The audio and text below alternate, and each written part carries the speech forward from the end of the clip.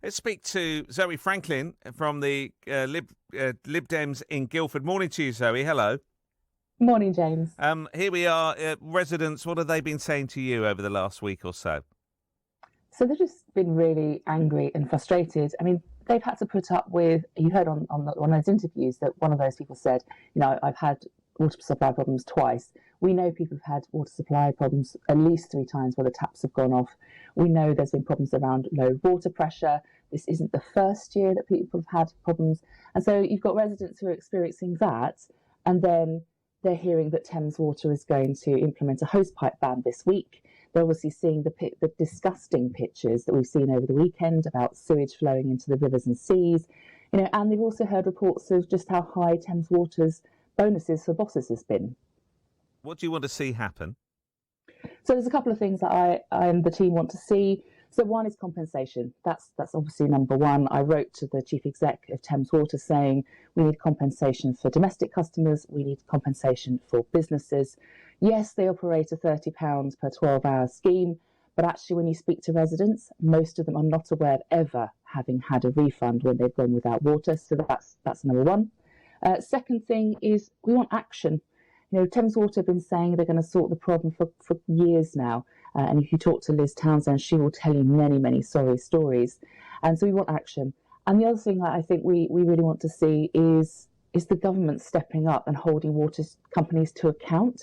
It's simply not good enough, given that residents are diligently paying their bills, to find that they turn on the tap one day and there just simply isn't water. And not just for a few hours. For some residents, it was up to 5 days, James. It's horrendous.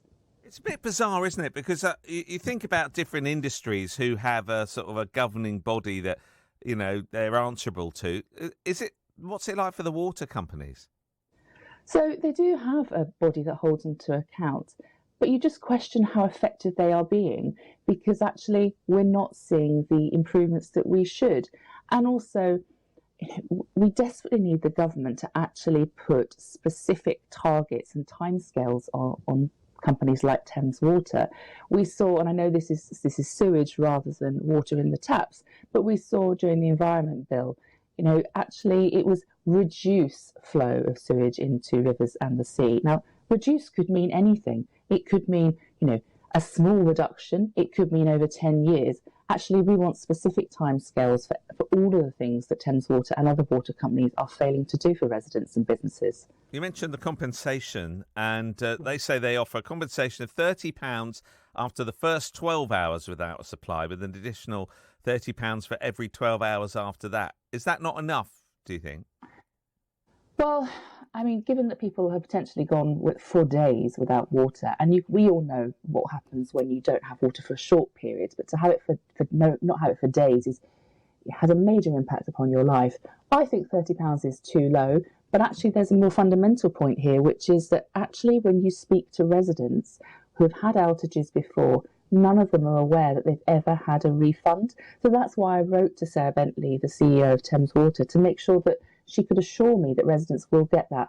And of course, there's also businesses who are affected. Everything from cafes to physiotherapists, they've all suffered because the water went off. They just can't run their businesses. And this is not just across Cranleigh. I was in Sheer on a Saturday where the water was off, and I was talking to residents.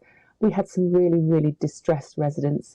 You had businesses who at the peak of the summer season should have been getting huge profits from the tourists, and they just couldn't open. And have you had a reply? I have not had a reply, James, so I'm hoping that this week I will receive that reply. Fingers crossed. Zöe, appreciate your time.